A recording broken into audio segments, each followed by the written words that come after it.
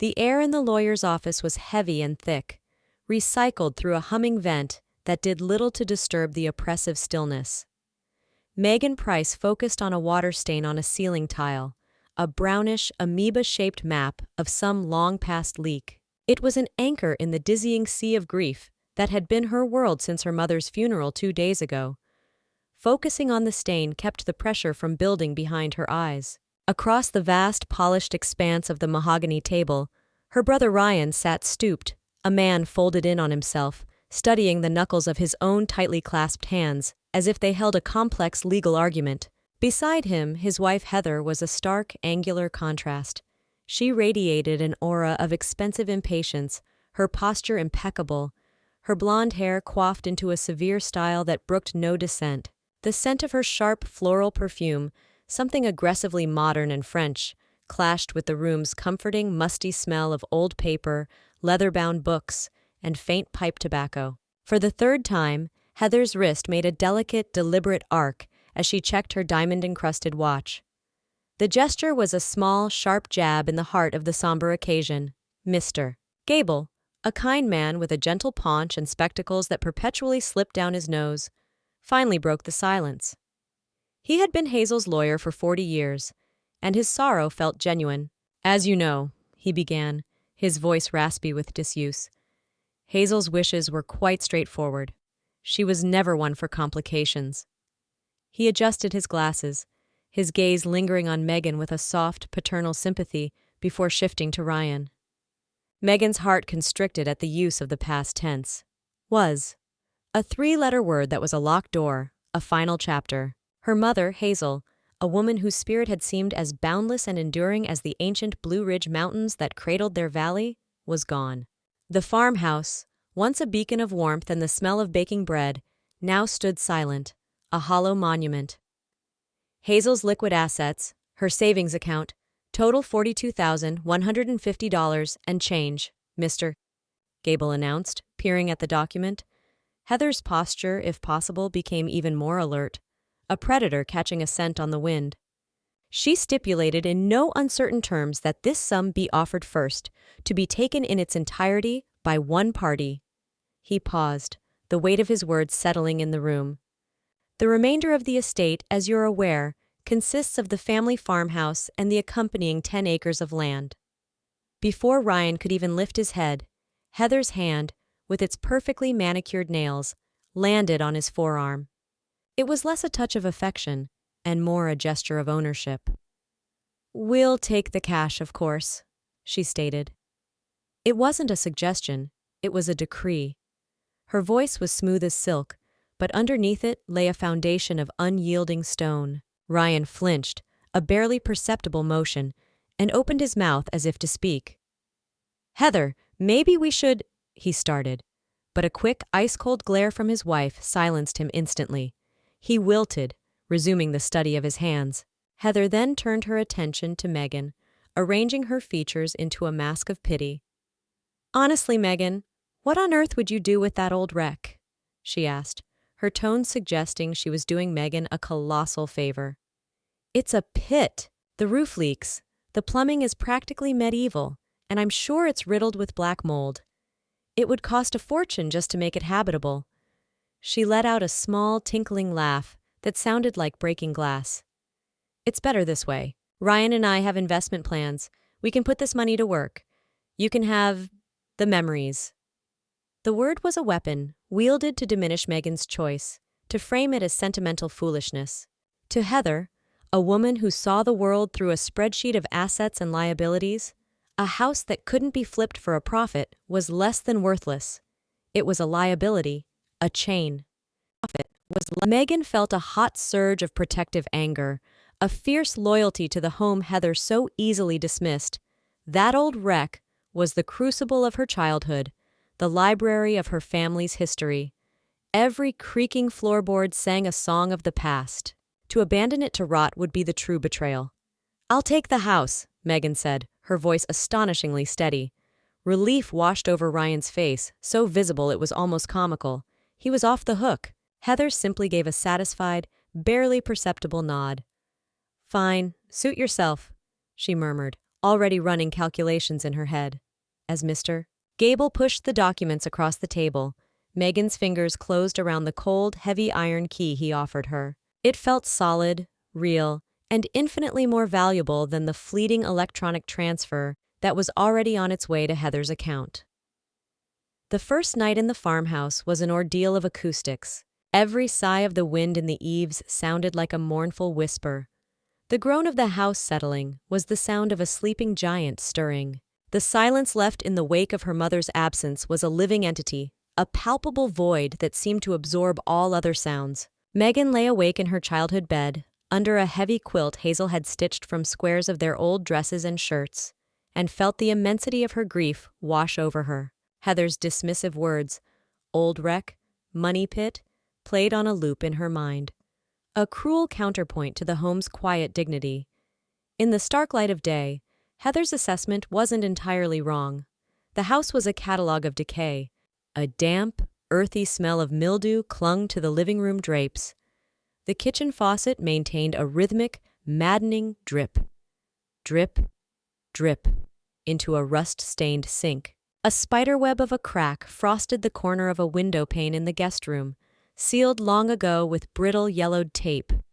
The sheer scale of the necessary repairs was daunting, a mountain of work for one person with a broken heart. But for every flaw that would have sent Heather into a spiral of disgust, Megan found a story, a reason. She ran her hand over the worn, floral-patterned wallpaper in the upstairs hallway and remembered hiding in the linen closet during a game of hide-and-seek, stifling giggles as her father walked past. She paused at the series of pencil marks on the kitchen door frame, a ladder of her and Ryan's growth spurts, a timeline of their lives measured against the wood.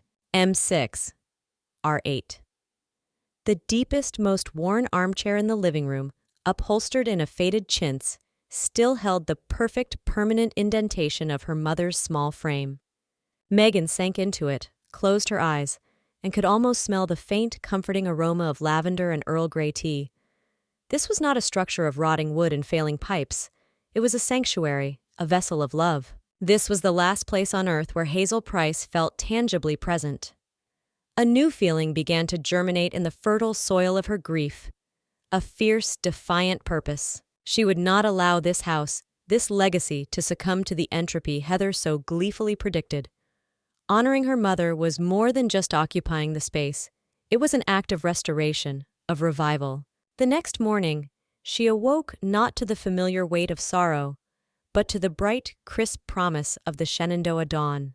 Pulling on a pair of her father's old, paint-splattered overalls she found in a closet, she marched out to the dilapidated shed. Pushing open the creaking door, she was met with the smells of rust, soil, and motor oil. Creaking door. His tools hung on the wall, silhouetted in the morning light. Hammers, saws, levels, each handle worn smooth by his hands. She lifted a heavy claw hammer, its weight familiar and grounding.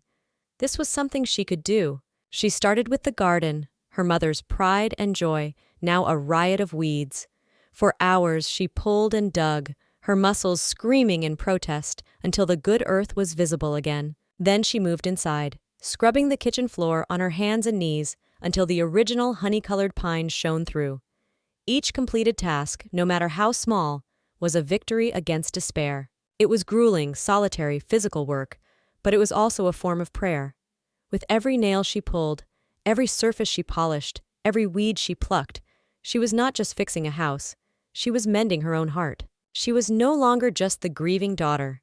She was the determined custodian of her mother's memory. The peaceful rhythm of Megan's work was shattered 3 weeks later by the aggressive crunch of tires on the gravel driveway. The sound was alien here, a violation of the valley's tranquility. Megan, perched on a stepladder while prying old hardened putty from a window frame, looked down to see a gleaming black Range Rover that looked more suited to a pristine suburban mall than a muddy farm track. Heather emerged from the driver's side, a vision of casual wealth in crisp white jeans, riding boots, and a cashmere sweater the color of oatmeal. She looked utterly out of place, a sterile orchid in a wildflower meadow. Ryan climbed out of the passenger side, his face a canvas of discomfort, his eyes darting everywhere but at Megan. "Well, well." Heather's voice, sharp and carrying, sliced through the air. Look at you, Megan, playing pioneer woman. How utterly quaint. She glided across the lawn, navigating around patches of mud with the practiced ease of someone avoiding street puddles in a city.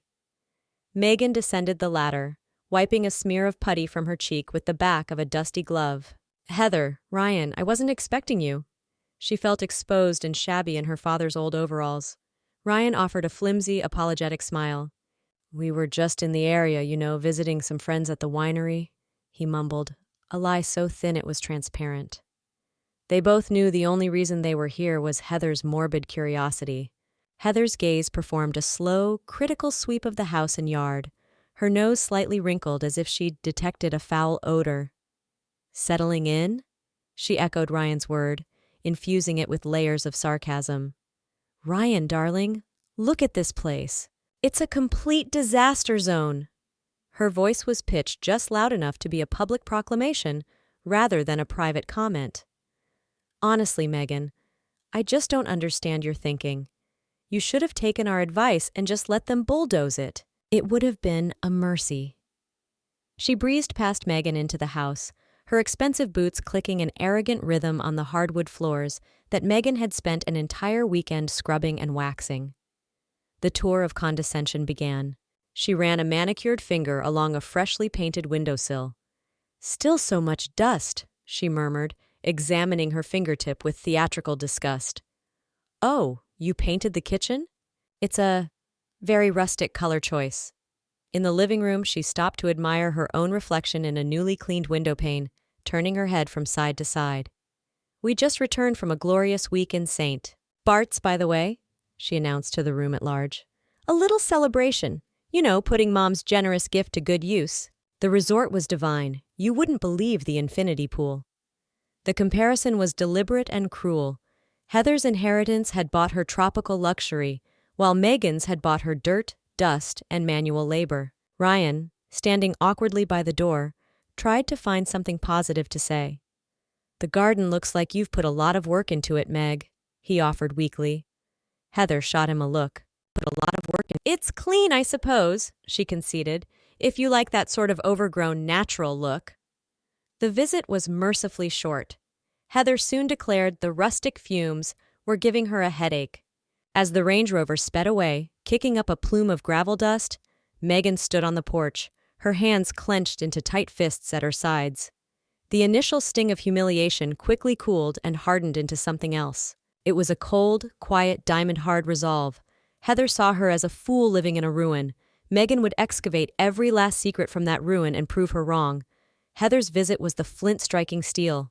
The spark of her condescension ignited a firestorm of determination in Megan.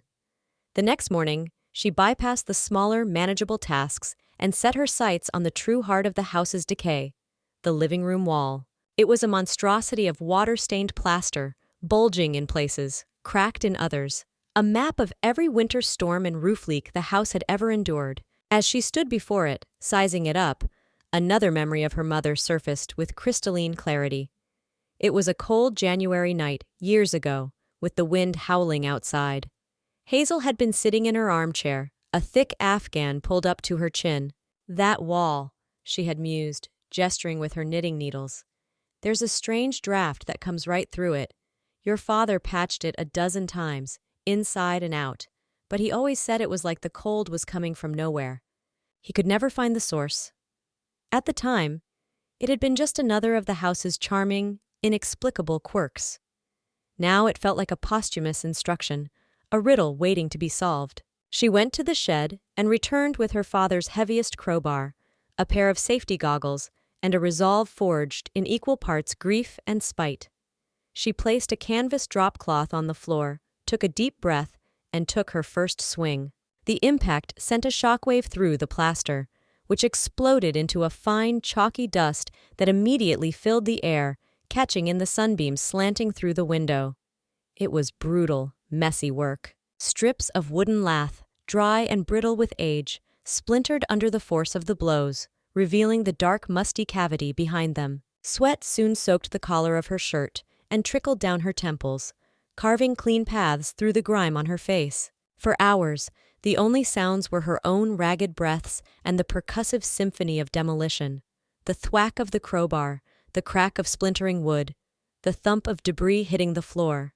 With each swing, she channeled her frustration. This was for Heather's smug smile. This was for Ryan's silence. This was for the memory of her mother, whose quiet strength she was only now beginning to understand. She was on the verge of stopping for a water break, her muscles burning and her throat raw from the dust, when the crowbar connected with something that made a sound completely alien to the day's labor. It wasn't the brittle crunch of plaster or the fibrous tear of wood. It was a deep, resonant thud.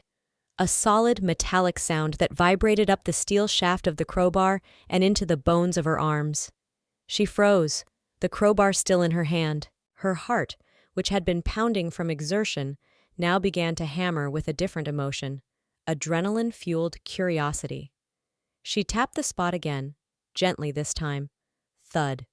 It was definitely solid, and it felt flat and wide. Her eyes traced the dimensions of the adjoining wall, confirming her bearings. The exterior of the house was still a good 10 feet away. This was something else. This was inside. Her mother's voice about the strange draft from nowhere echoed in her mind, suddenly imbued with a new, profound meaning. A draft implied a space, a cavity, a false wall. Driven by an intensity that banished all her fatigue, she abandoned the brute force of the crowbar for the more delicate work of the hammer's claw, prying away the remaining plaster and lath around the point of impact. The hole grew, revealing not insulation, not studs, but a flat, dark gray, man-made surface.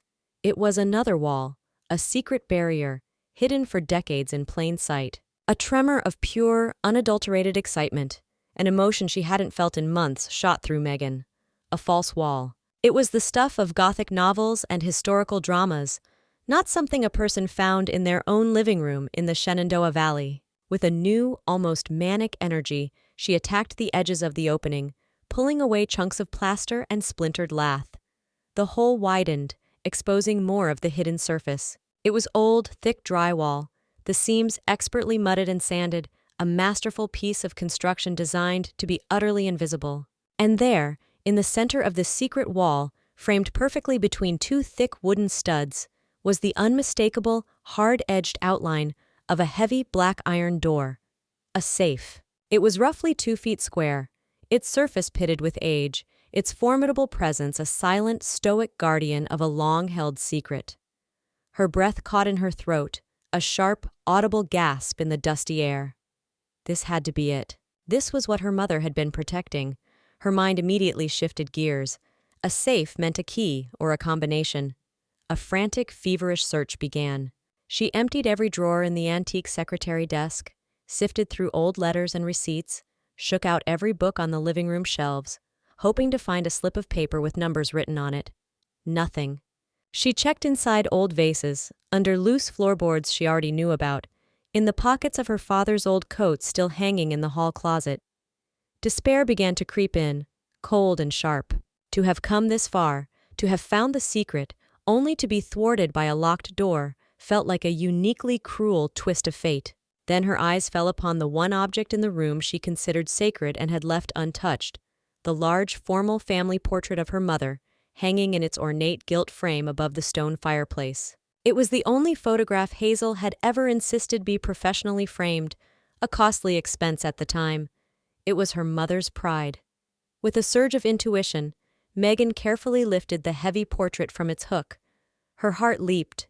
Taped securely to the sturdy cardboard backing was a small, ornate skeleton key. Its metal turned a dark pewter color with age. Her hands were trembling so badly she could barely hold it. She returned to the wall, the key feeling impossibly heavy in her palm.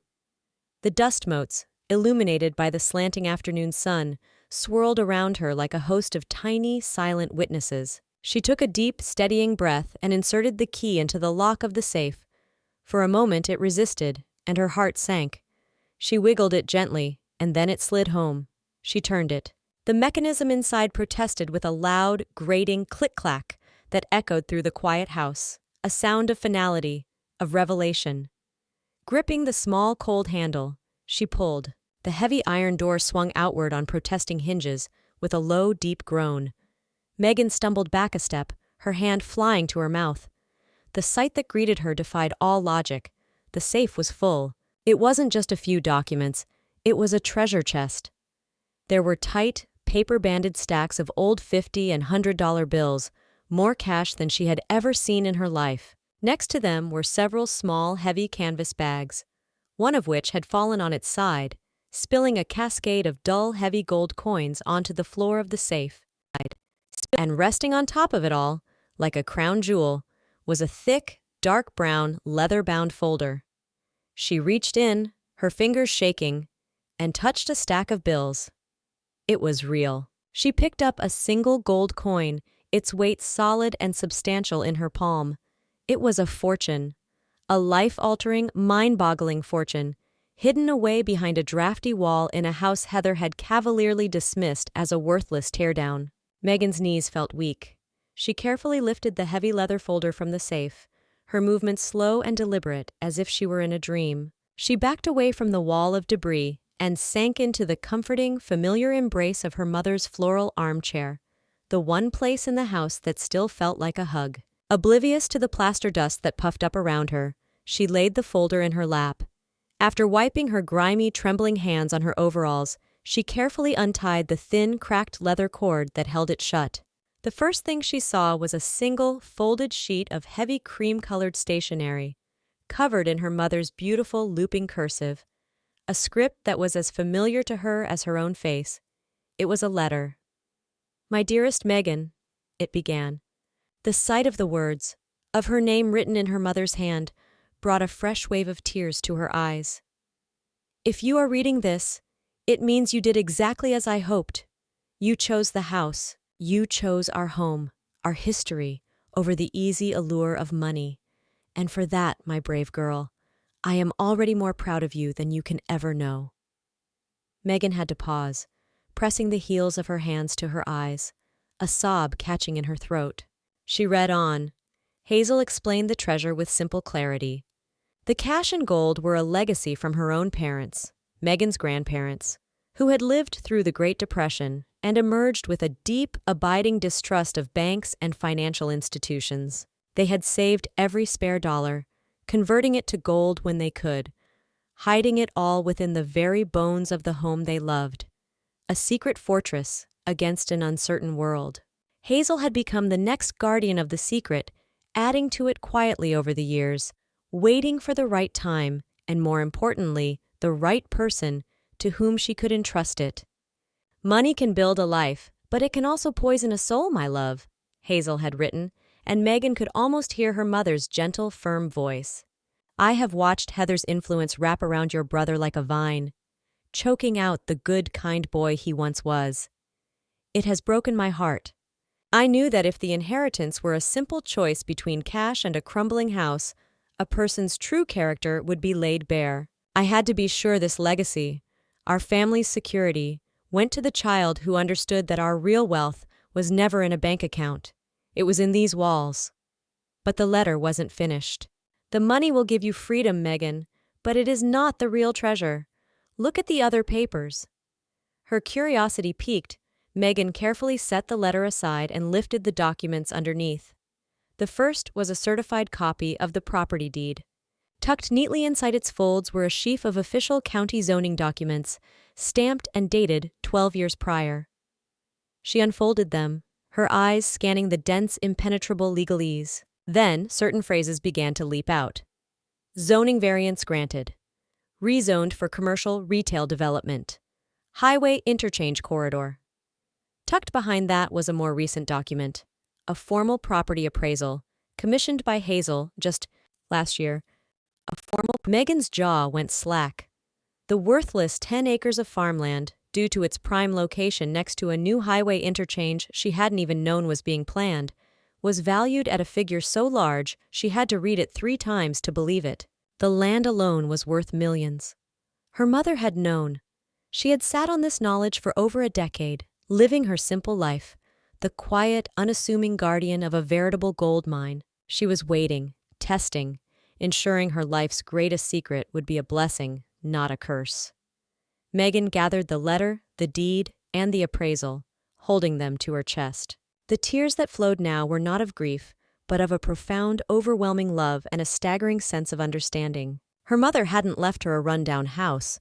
She had left her a test of character, a kingdom, and the ultimate quiet vindication. News in the Shenandoah Valley travels not on wires, but on waves of gossip that flow from the feed store to the church bake sale to the town diner.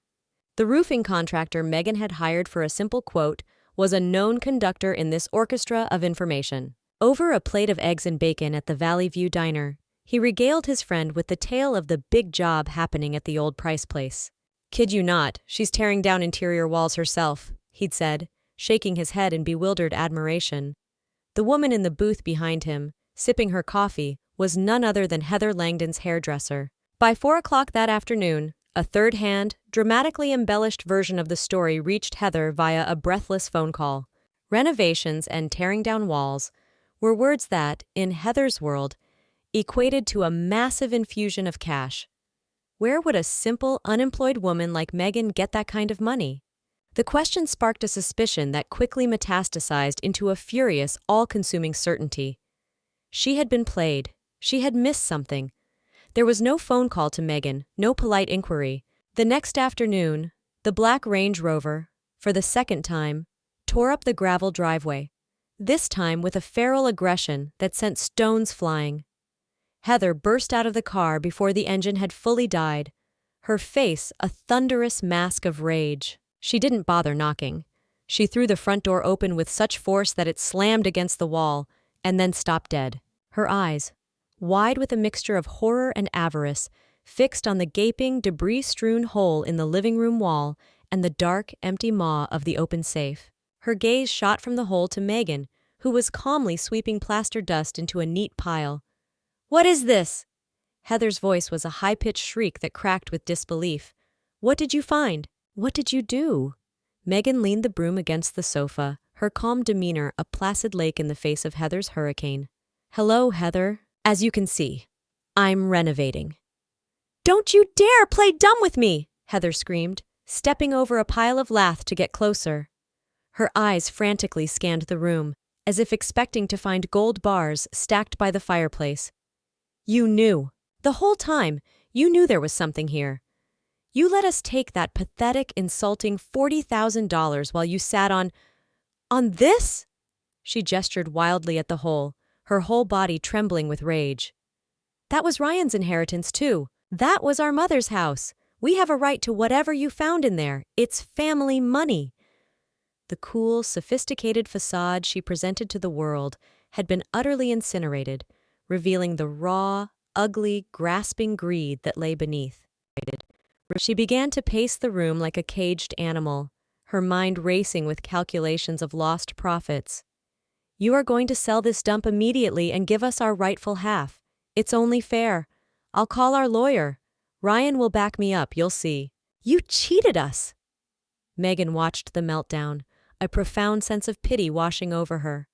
Her mother had seen this side of Heather with perfect clarity. The mere scent of money had driven her mad. "There was nothing to cheat you out of, Heather," Megan said, her voice even and devoid of malice. "You were given a choice. You chose the cash. The inheritance is settled and finalized." "Settled? Settled?" Heather's voice escalated into a near-hysterical shriek. The word with its legal finality was anathema to her. "I don't think so." "You think you can hide a family fortune from me, a fortune that is half my husband's by right, and just dismiss it as settled?" She took another aggressive step toward Megan, her finger jabbing the air like a weapon. "I am not leaving this hovel until you agree to liquidate everything and split the proceeds. I will make your life a living hell. I will drag you through every court in Virginia. You will wish you had never been so clever." She was gearing up for another tirade, her face flushed and her breath coming in ragged gasps, when the clear, polite chime of the doorbell sliced through the toxic atmosphere. The sound was so unexpected, so civilized, that it stopped Heather mid-rant. Both women froze. Megan, who had been expecting this visitor, felt a wave of calm wash over her. This was the final act. She walked past her stunned sister-in-law, her steps measured and sure, and opened the front door. A distinguished-looking man in a perfectly tailored charcoal gray suit stood on the porch, holding a fine leather briefcase. He had kind eyes and a warm, professional smile. "Miss Megan Price?" he inquired. "My name is Preston Garrett, a senior partner with Garrett Development. I do apologize for dropping by unannounced, but my office has been trying to reach the owner of this property for several months now." Heather's fury momentarily gave way to a sharp, confused curiosity. She watched the man with narrowed eyes. "We've been tracking the zoning on this parcel for quite some time," Mr. Garrett continued, his gaze sweeping appreciatively over the land visible beyond the house. "With the final approvals for the new Route 81 interchange now public, your land has become, to put it mildly, uniquely valuable. Our firm is prepared to make a substantial all-cash offer to acquire the property." He clicked open his briefcase and smoothly extracted a glossy portfolio. "Our initial offer, pending a final survey and title check, is for $7.5 million. The number, spoken in Mr. Garrett's calm boardroom tones, dropped into the room like a bomb. It sucked all the air, all the anger, all the sound out of the space. There was only a ringing silence. Heather stood as if she'd been turned to stone, her mouth hanging slightly open. The furious red drained from her face, leaving it a sickly, chalky white. Her eyes darted from the developer's confident face, to the gaping hole in the wall, to the quiet, unshakable calm on Megan's face. In that horrifying silent moment, the entire picture clicked into place in her mind. The letter, the safe, the land. She finally understood the colossal scale of her miscalculation. She hadn't just been outsmarted. She had been undone by her own blinding snobbery. Her own greed had convinced her to trade a multi-million-dollar kingdom for a Caribbean vacation and a fleeting sense of superiority. The entire foundation of her world, built on the bedrock of being smarter, richer, and better than everyone else, had just fractured and collapsed into dust. Megan turned her head slightly, her gaze meeting her sister-in-law's. Her voice was not triumphant or gloating, but soft with a devastating finality. "The inheritance was settled, Heather," she repeated quietly. "You made your choice." Mr. Garrett, politely oblivious to the life-altering drama he had just detonated, smiled at Megan. "So, Miss Price," he said, holding out the portfolio, "shall we discuss the offer?" Heather couldn't say another word. A small wounded sound escaped her lips.